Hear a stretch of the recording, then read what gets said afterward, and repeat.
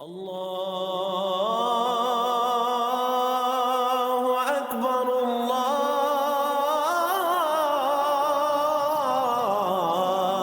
اکبر۔ الحمدللہ رب العالمین والصلاۃ والسلام علی سید الانبیاء والمرسلین وخاتم النبیین۔ بعد از خدا بزرگ توئی قصہ مختصر۔ فکر اقبال کے محافظ ختم نبوت کے فورم سے آپ سب ساتھیوں کو السلام علیکم ورحمۃ اللہ۔ عزیز ساتھیوں، پہلے جس طرح ہم نے بات کی ہے ختم نبوت پر، جو ہم نے اللہ رب العزت کا حکم قرآن میں ہمیں بتایا گیا سورہ الاحزاب کی آیت نمبر 40 میں، اس پر بھی ہم نے بات کی۔ اس کے بعد ہم نے نبی پاک صلی اللہ علیہ وآلہ وسلم کے آپ کے عالی مرتبت فرمان کے مطابق ہم نے ختم نبوت کو ثابت کیا۔ گویا اس پر اب کوئی دورایا ایسا نہیں، کوئی ایسی بات نہیں بچتی کہ جس پر ختم نبوت پر کوئی بھی شکوک و شبہات ذہن و اذہان میں قلوب میں رکھے جائیں۔ ہم اب یہ چاہتے ہیں کہ نبی پاک صلی اللہ علیہ وآلہ وسلم کے قرب ظاہر میں جن لوگوں نے وقت گزارا، یعنی پوری امت کے جو سب سے افضل لوگ ہیں، وہ صحابہ کرام رضوان اللہ تعالیٰ اجمعین ہیں۔ ان کا عمل اس موضوع پر کیا تھا؟ چونکہ ختم نبوت اتنا نازک اور اتنا حساس مسئلہ بن چکا ہے اس وقت پوری امت میں، اور بالخصوص ان وادیوں میں جہاں پر لوگوں نے دیکھا کہ عشق رسول زیادہ ہے، جہاں پر محافل میلاد مصطفیٰ زیادہ ہیں، ان علاقوں میں بالخصوص اس چیزوں کو پرموٹ دیا جاتا تاکہ وہ ختم نبوت پر حملے کریں۔ مگر آئیے آج ہم یہ سیکھتے ہیں کہ عمل صحابہ کیا ہے اس موضوع پر۔ صحابہ کرام رضوان اللہ تعالیٰ اجمعین نے بہت سی جنگیں کی ہیں۔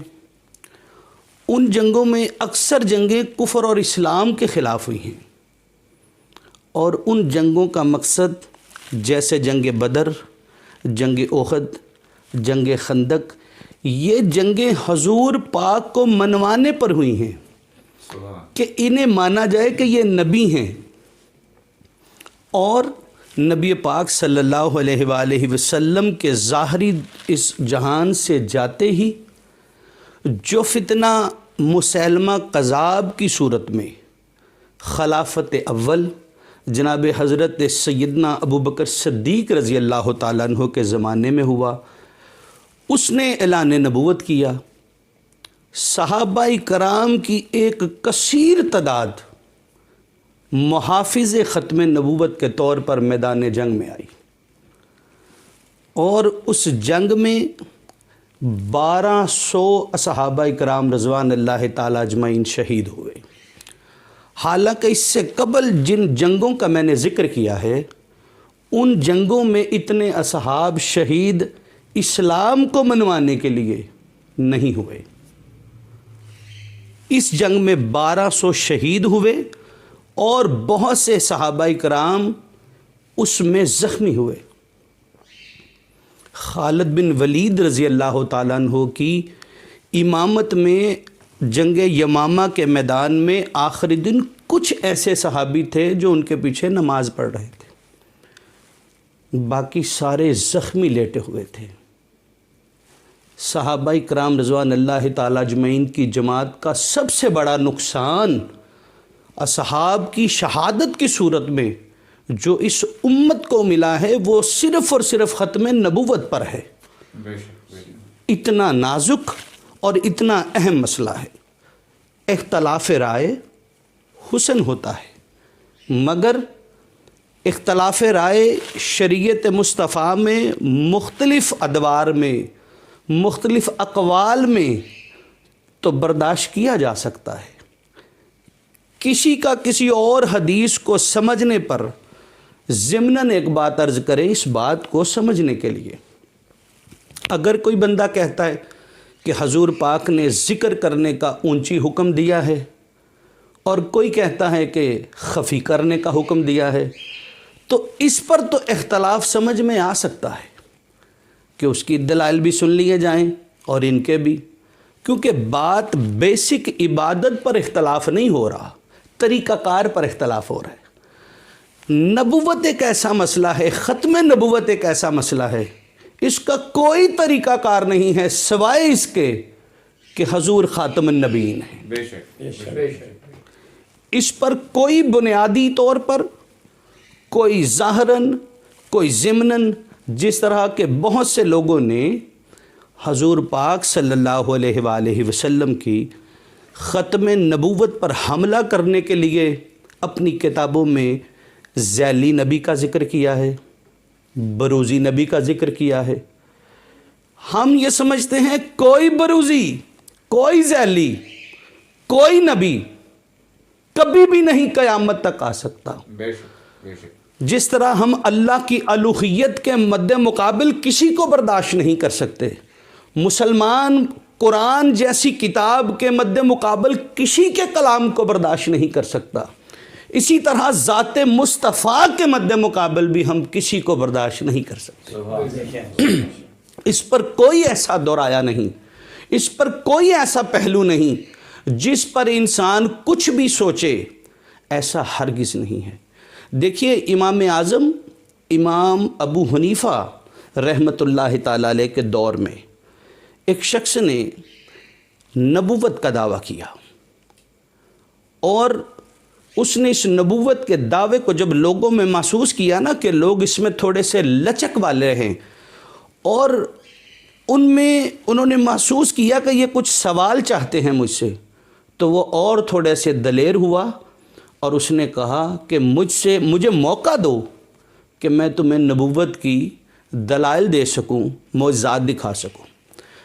جب بات امام اعظم ابو حنیفہ رحمۃ اللہ علیہ تک پہنچی تو آپ بھی اس مجمع میں تشریف لائے اور آپ نے لوگوں کو بازو پکڑ کر بتایا کہ جو نبی پاک صلی اللہ علیہ وآلہ وسلم کے بعد نبوت کا دعویٰ کرتا ہے وہ تو لعین جھوٹا ہے ہی، وہ تو کافر ہے ہی.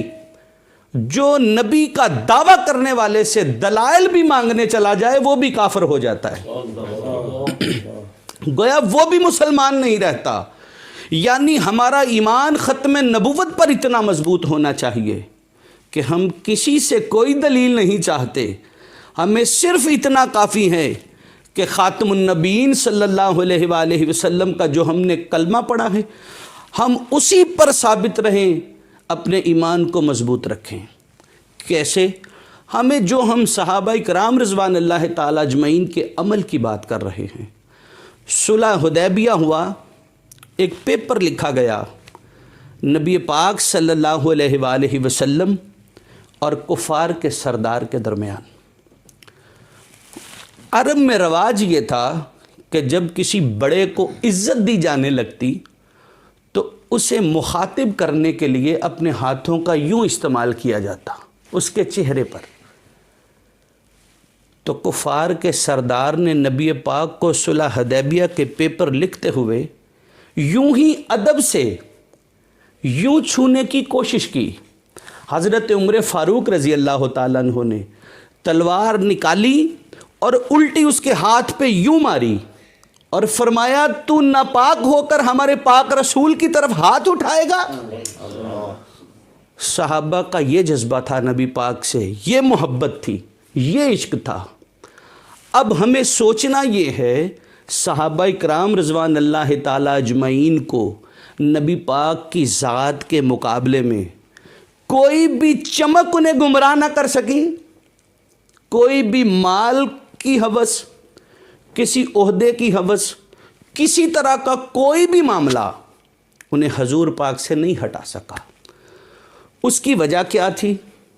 ہمیں یہ غور کرنا ہے کہ ہم جو صحابہ کرام رضوان اللہ تعالی اجمعین سے حضور پاک کی روایات لے رہے ہیں اسی پر آج تک عمل پیرا ہیں. تو کیا کبھی ہم نے یہ سوچا کہ کیا اصحاب رسول صلی اللہ علیہ وآلہ وسلم اپنے بچوں کو کیا مال و دولت دے کر گئے تھے؟ کیا انہیں کسی منصب کی چمک کی طرف توجہ دلا کر گئے تھے؟ نہیں، جو انہیں خود ملا تھا حضور پاک سے، ان کی بھی یہی کوشش تھی کہ ہمارے بچوں کو بھی مل جائے۔ سبحان اللہ، سبحان اللہ۔ انہیں حضور پاک سے اسم ذات کا نور ملا تھا۔ وہ جب آ کر نبی پاک صلی اللہ علیہ وآلہ وسلم کی بارگاہ میں بیٹھتے تو نبی پاک ان پر سارے کا سارا اسلام فوراً ہی نافذ نہیں فرما دیا کرتے۔ یہ اسلام کی سارے بنیادی رکن ہیں، ہمیں پاک اور صاف رکھنے کے لیے ہیں، ہمارے مراتب کو بلند کرنے کے لیے ہیں۔ لیکن وہ جو فیض اول، سنت اول نبی پاک اپنے صحابہ کو دیا کرتے تھے، پاس بٹھا کر اپنی نوری نظر سے ان کے دلوں پر اسم ذات اللہ نقش کیا کرتے تھے، اور پھر انہیں ذکر اللہ کی ہی حکم دیا کرتے۔ وہ جب ذکر اللہ کرتے ان کی دل کی دھڑکنیں اللہ اللہ میں لگ جاتی، جتنا بھی نور آتا سینوں میں آتا۔ وہی نور کی طاقت تھی ان کے اندر جو انہیں نبی پاک صلی اللہ علیہ وآلہ وسلم کے مقابلے میں دنیا کی کسی نعمت کی کوئی بھی چمک انہیں گمراہ نہ کر پاتی۔ بے شک، بے شک۔ آج ہم اصحاب رسول سے یہ سبق تو لے رہے ہیں کہ ہم نے ختم نبوت پر پہرا دینا ہے، اور انشاءاللہ ہم نے دینا ہے۔ ہماری زندگیاں قربان ہیں اس نام پر، ہماری زندگیاں قربان ہیں، ہماری اولادیں قربان ہیں آپ کی ختم نبوت پر۔ لیکن میرے عزیز ساتھیوں، فکر کی بات یہ ہے کہ ہم نے وہ نہیں لیا جو اصحاب اپنے عمل سے بقیہ امت تک پہنچانا چاہتے تھے، اس میں ہم نے غور نہ کیا۔ آئے اب بھی وقت ہے کہ ہم اپنے دلوں کو اس منبع ختم الرسل کی طرف یوں موڑیں جیسے وہ چاہتے تھے۔ سبحان، سبحان۔ وہ چاہتے ہیں کہ ہم اللہ کے سامنے جب کھڑے ہوں تو حضور کی میراث سے چمک رہے ہوں۔ حضور کو جو اسم اعظم ملا ہے، اس اسم اعظم سے ہم چمکتے ہوئے قیامت کے دن اپنے رب سے ملاقات کے لیے جائیں۔ تو پھر ہمیں یہ حاصل بھی کرنا ہوگا کہ یہ دلوں کا نور اور دلوں میں اللہ اللہ بسانے کے لیے ہمیں اپنی طلب بھی رکھنی ہوگی۔ تو ہم نے فکر اقبال سے بہت کچھ آپ کو اس حوالہ سے بتایا ہے۔ تو آج بھی جو دوست یہ سمجھتے ہیں کہ ہم بھی محافظ ختم نبوت کے سپاہی نہ صرف اپنے ظاہری آلات کے طور پر اور اپنے ظاہری وجود کے ساتھ رہیں، بلکہ ہم باطن سے بھی مرد مومن رہیں اور قوت ایمان سے رہیں، تو پھر اپنی آنکھیں بند کیجئے اور اپنے دل کی دھڑکنوں کو محسوس کیجئے اور اپنے دل پر اسم ذات اللہ کا تصور کیجئے، اور پھر پڑھیے اللہ اللہ اللہ اللہ اللہ اللہ اللہ